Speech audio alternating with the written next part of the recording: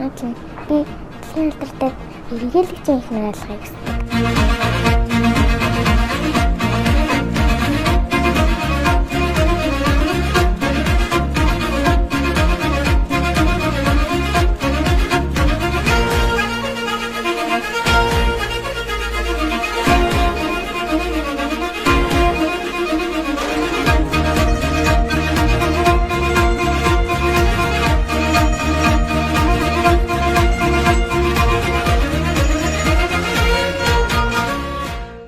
Хүмүүжин гэдэг би 2 дахь ангид сурдаг. Би 70 настай.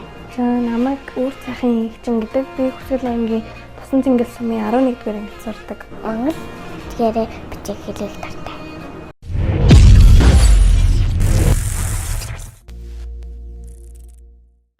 Би уран бичлэгээр 6 дахь ангид төгсөөд зунан сургалтанд сууж сурсан. Би 5 настайгаас эхэлж сурсан. Тийм өмнө нь одоо 3 удаа үзэсгэлэн гаргасан.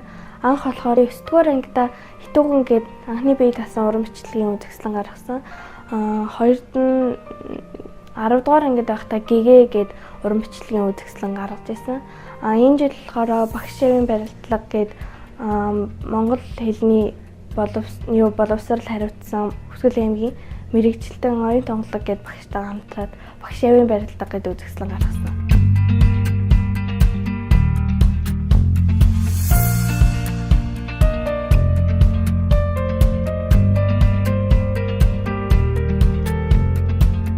Ер нь энэ их үйлсэд бас манай гэр бүл гар бие оролцож бас өөрсдийнхөө өчүүхэн бас хувь нэмрийг оруулах гэж хичээж явдаг. Тэгээ 2007 оноос дугуйлан байгуулад дугуйландаа бол яг биерийн бичвэр, эхмэл дөрвөлжин үзгэн бичвэр гээд хүүхдийн сонирхсан төрлөөр хичээл сургалт оруулдаг. Тэгээд аймгийнхаа 4 суманд сургалт явуулсан мэрэгжлийн багш нар, төрийн албан хаагчид, за тэгээд сургуулийнхаа сурагчид болон бусад сургуулийн сурагчдад бас ер нь сургалт явуулж энэ монгол хэл их бичих соёлыг бас түгээн дэлгэрүүлэх үйлсд бас гар бие оролцож явдаг. Суур боловсрлоо сайн эзэмших ёстой мó тэр тал дээр.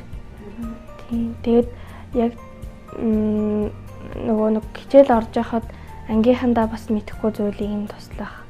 Тэгээд нөгөө би өөрөө бас хүүхдүүд үлгэр дуурайл үзүүлж байгаа учраас чат бичихтэй хүртэл би өөрөө өгүүлбэр үгээр яг бүрэн гүйцэд бичих, яг тэрнээс хүүхдүүд үлгэр жишээ аваад тэгээд зөв бичих багаар тийм дадал сууж эхэлдэг баг.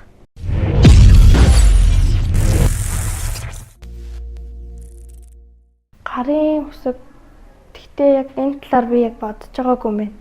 Гэхдээ яг тооныг бас илэрхийлэх яг нэг тийм гол түлхүүр байх л гэж ойлгож штэ. Бүтээл дээр харах юм бол яг тэр бүтээл нь тамгаар нь дамжиж нөгөө нэг хийсэн эзний тодтгож өгдөг их тийм юм байдаг байхгүй юу тамга нь.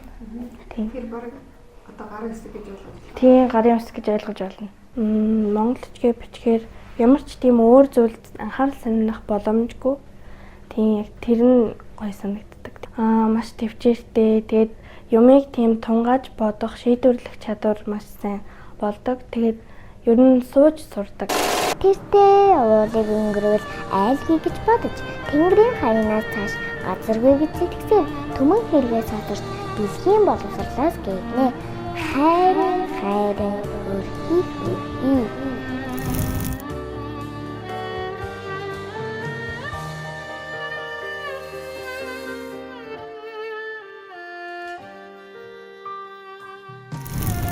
Гэтэл хуучин хүүгийн нэг нөхөр нь хогсголын бүг тавьсан өдрөөс эхлэн хөмөрсөн тооны дотор гэрэл тусч нэг аймаггүй сэргүү тэнгэрийн хаянаас цааш газар байдгийг мэдэж 5 дэвийг танин шинэ ертөнцийн хамт аялах замын нэг бүх Монгол болов хуучин хүү шинэ хүү болов юутай завшаан юутай баяр. Монголын сайхан бичигтэн улсын уралдаанд бол жил болгон л манай гэр бүл бараг тэмдэглэлт баяр шиг л оролцдог л та. Тийм тэгээд ер нь уралдаан тэмцээнд оролцсон гэдэг бол хүүхдэд аягүй их чадвар авч ирдэг. Ер нь байр эзлэх үү, эзлэхгүй юу гэдэг нь бол их чухал биш. Чадамж гэдэг бол чадвар суулгана гэдэг бол маш чухал байдаг. Тэгээд энэ жилийн уралдаанд бол манайх бас ангилалтай гэр бүлээрээ оролцсон.